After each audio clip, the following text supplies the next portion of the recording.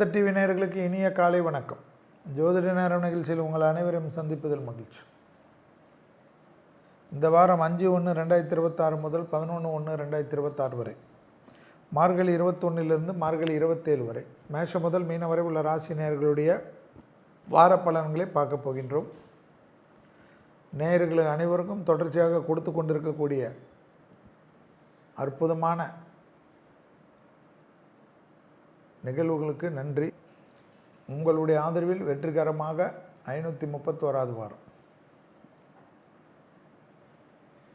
உறுதுணையாக இருக்கக்கூடிய பாரிவேந்தர் ஐயா, Ilayavendhar SRM Ravi, CO madam, director Premraj மற்றும் கேமராமேன்கள், அடுத்தது எடிட்டர்ஸ், டெக்னீஷியன், லைட் பாய்ஸிலிருந்து எல்லோருக்கும் நன்றி. விளம்பரதாரர்களுக்கு மிக மிக நன்றிகள். நீங்கள் இல்லை என்றால் இந்த நிகழ்ச்சி கிடையாது.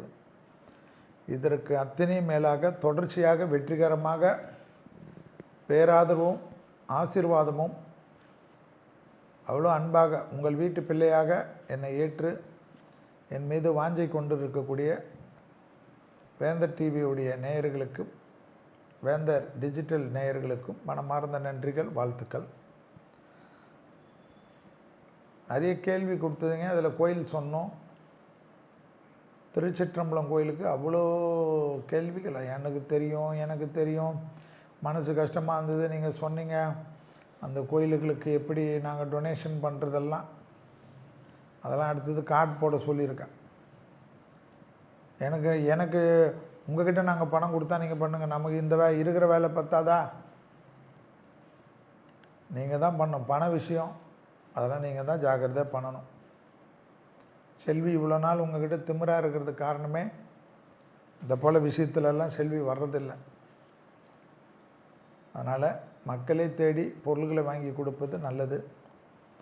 இந்த வாட்டி இப்போ பார்க்க போகிறது, இந்த வாரம் ராகு கேது தோஷம். ராகு கேது தோஷம் கண்டிப்பாக நிறைய பேருக்கு இருக்குது. ராகு கேது இல்லாத ஜாதகம் 10ல் 3 ஜாதகம் கண்டிப்பாக இருக்கும். சர்பதோஷம் இல்லாமல் ராகு கேது தோஷம்னு பார்க்கக்கூடாது. அது தோஷம், ஒரு ஏஜுக்கு மேலே அது யோகம். செல்வி கூட தான் ராகு கேது உண்டு. அதுக்குன்னு என்ன தோஷமோ அதை அனுபவிக்கணும். ஆனால் யோகம் வரைச்சா சந்தோஷமாக இருக்குல்ல, அப்படி தான் பார்க்கணும். ராகு கேது தோஷம் உள்ளவர்கள் வணங்க வேண்டிய ஆலயங்கள் நிறையாக இருந்தாலும் அதில் முக்கியமாக அருள்மிகு வால்மீகீஸ்வரர் திருக்கோயில் மேல் விசாரம், வேலூர் டிஸ்ட்ரிக்டில் இருக்குது. மேல் விசாரம் என்று கேட்டாலே தெரியும் எல்லோருக்கும். வேலூரில் இருக்கிறது.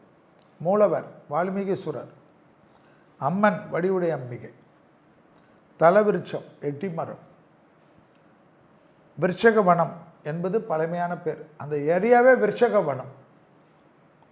பிரதோஷ பௌர்ணமி தினத்தன்று மக்கள் கூட்டம் அதிகமாக இருக்கக்கூடிய ஒரு அற்புதமான கோயில். எந்த கோயில்? வால்மீகீஸ்வரர் கோயில். வியாழக்கிழமைகளில் தட்சிணாமூர்த்திக்கு விசேஷ பூஜை நடைபெறும். பைரவருக்கு தனி சன்னிதானம் உண்டு. மிகவும் சக்தி வாய்ந்தவர் யார்? இந்த பைரவர். சிவன் சுயம்புலிங்கமாக காட்சியளிக்கிறார். சுயம்புலிங்கம் வால்மீகி முனிவர்களால் பூஜிக்கப்பட்ட ஸ்தலம். வால்மீகி முனிவர் நின்ற நிலையில் சிவனை நோக்கி தவம் இருக்கும் கோலத்தில் உள்ளார். ராகு கேது தோஷம் உள்ளவர்கள் இங்குள்ள நாகர்களுக்கு அபிஷேக பூஜை செய்து வேண்டிக் கொள்வது சிறந்த பரிகாரமாக காணப்படுகிறது. இது அக்னி ஸ்தலமாக கருதப்படுவதால் மாத சிவராத்திரி அன்று லிங்கோத்பவருக்கு விசேஷ அபிஷேக பூஜை செய்யப்படுகிறது. அக்னி தீர்த்தம் ஆலயத்தில் உண்டு. அந்த அக்னி தீர்த்தம் உள்ள குளத்தில் நீராடி பின் சிவனை வழிபட்ட முன்னோர்கள் இதை பற்றி எழுதி வைத்துள்ளார்கள். நீங்கள் கைகால் கழுவிட்டு எழுதினா போதும். தீர்த்த நாமம் அக்னி தீர்த்தம். நோய் நொடி நீங்கி வாழ தீர்த்த நீரை தலையில் நம்பிக்கையுடன் பக்தர்கள் தெளிக்கிறார்கள். வீட்டுக்கு கொண்டு சென்று வீடு முழுவதும் தெளிக்கிறார்கள். இந்த பழமையான ஆலயத்தை மண் கற்களால் கட்டப்பட்டதாக கூறப்படுகிறது. விநாயகர், தட்சிணாமூர்த்தி, விஷ்ணு, பிரம்மா, துர்கா, நவகிரகம் என சன்னதிகள் அப்படியே வரும். முற்காலத்தில் பெரிய ராஜகோபுரத்துடன் கம்பீரமாக வீற்றிருந்த கோயில் இப்பொழுது மிக சிறிய அளவில் மட்டும்தான் இக்கோயில் உள்ளதையும் ஞாபகத்தில் வைத்து கொள்ள வேண்டும். சப்த ரிஷிகள் 7 பேர் காடுகளில் வாழ்ந்து சிவனை பூஜித்தார்கள் என்பது வைதீகம். அந்த வகையில் ரிஷிகளால் வழங்கப்பட்ட இவ்வாலயம் மிகவும் சக்தி வாய்ந்தது. அவ்வளோ பிரசித்தி, அவ்வளோ சொல்லிட்டோம் பாருங்கள். கடகடன்னு ஏன் படித்தேன், இதை பற்றி நிறைய முதல்ல படிச்சுட்டு அப்புறமா எங்களுக்கு அதை பற்றி எக்ஸ்பிளைன் பண்ணுங்கன்னு நிறைய பேர் கேட்டிருக்கீங்க. அதனால் படிச்சுட்டேன். கேட்டதில்ல திருப்பி ரீவைண்ட் பண்ணிக்க. இந்த ரிஷிகள் வந்தாவே அந்த கோயிலுக்கு மகத்துவம் உண்டு. ரிஷிகள் வந்தாவே சும்மா வரமாட்டாங்க. இன்றைக்கு வரைக்கும் திருவண்ணாமலையில் புரியாத புதிராக நிறைய பேருக்கு இருக்குது. பறக்கிறது ரிஷி, பறக்கிற முனிவர்கள் எல்லாமே பார்க்குறாங்க. சர்ப்பங்கள் எல்லாமே படையெடுத்து நிற்கிது. ஆனால் அமானுஷ்ய சக்திகள்லாம் அதிகமாக இருக்கக்கூடிய இடம் திருவண்ணாமலை. ஸோ இதெல்லாம் நம்ம ஆளுகள் அந்த காலத்தில் கண்டுபிடிச்சிட்டாங்க. தவ வலிமை இன்றைக்கும் வச்சிருக்கிறாங்க. 20ஆம் நூற்றாண்டில் இதை போய் பேசலாமா? 2025ஆம் ஆண்டு முடிஞ்சு 26ஆம் ஆண்டுக்குள்ளே இருக்கும். இதில் போய் செல்வி இப்படியெல்லாம் சொல்லாமல் பாருங்கள், உங்களுக்கே உணர்வீங்க. நாங்கள் சொன்னாலும் செய்ய மாட்டீங்க. அதனால் இந்த ராகு கேது ரொம்ப பவர்ஃபுல்.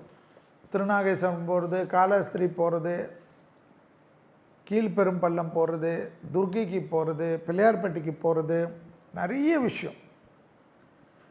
ஆனால் ராகு கேதுக்கு சட்டுன்னு ஒரு நல்ல ரிசல்ட் கிடைக்கக்கூடிய ஒரு அற்புதமான இடம் வேலூரில் இருக்கக்கூடிய மேல் விசாரம் அருள்மிகு வால்மீகீஸ்வரர் திருக்கோயிலில் போயிட்டு வந்தாவே போதும். போயிட்டு சும்மா நெய் கொடுத்துட்டு வாங்க.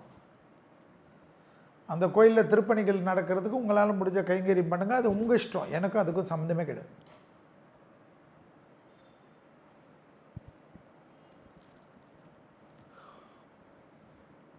சனி பகவான் கோயிலுக்கு கூட நான் அப்படி தான் எழுதியிருந்தேன். விக்கிரவாண்டியில் சொல்லியிருந்தேன். நிறைய பேர் கொடுத்துட்டுருக்கீங்க. இப்போ வாக்கியப்படி சனி பகவான் கோயில் வருது. வாக்கியத்தில் சனி பெயர்ச்சி. இந்த சமயத்தில் உங்களால் முடிஞ்ச கைங்கரியெல்லாம் பண்ண ஒரு 100 ரூபாய் 200 ரூபாய் 300 ரூபாய் இப்படி பண்ணால் கூட போதும், பெரிய பலம் கிடைக்கும். கோயில் திருப்பணிகளில் உங்கள் காசு இருக்குல்ல, எப்பயுமே ஏன் கோயில் திருப்பணியில் நம்ம செய்யணுன்றது. கூடி இழுத்தால் தான் தேர், கூடி செய்தால்தான் கும்பாபிஷேகம். ஒரே ஆளை செய்தால் கும்பாபிஷேகம் இல்லை, அது பேர் என்ன, பிரார்த்தனை. அதுக்கு நமக்கு சம்மந்தம் கிடையாது. வீடு கட்டுறேன், நகை வாங்குகிறேன், வேலு வாங்குகிறேன், கவசம் வாங்குகிறேன், கலசம் கொடுக்குறேன், அதெல்லாம் பிரார்த்தனை.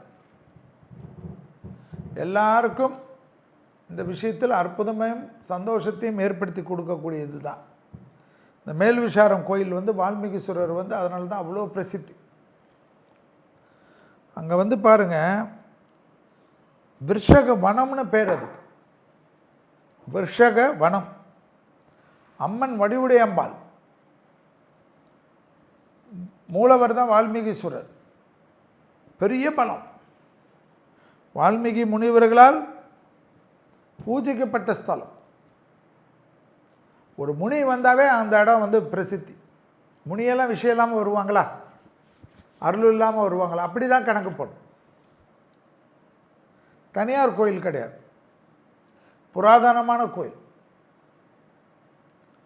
இந்த கோயிலுக்கு அடுத்த படையெடுப்பெல்லாம் நம்மளுடைய மக்கள் கூட்டமாக போகிறதுனால தான் நான் உங்களுக்காக இவ்வளோ பேசுகிறேன். வால்மீகி முனிவர் நின்ற நிலையில் சிவனை நோக்கி தவம் இருக்கும் கோலத்தில் இருக்கார். நின்ற நிலையில் வால்மீகி முனிவரே. நாகர்கள் இருக்கக்கூடிய ஒரு அற்புதமான கோயில்.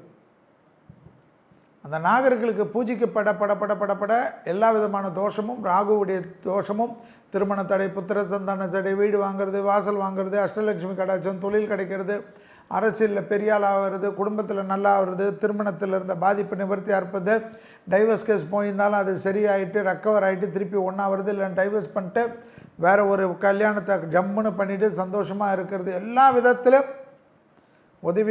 உதவி என்று உதவி கொண்டே இருக்கும்.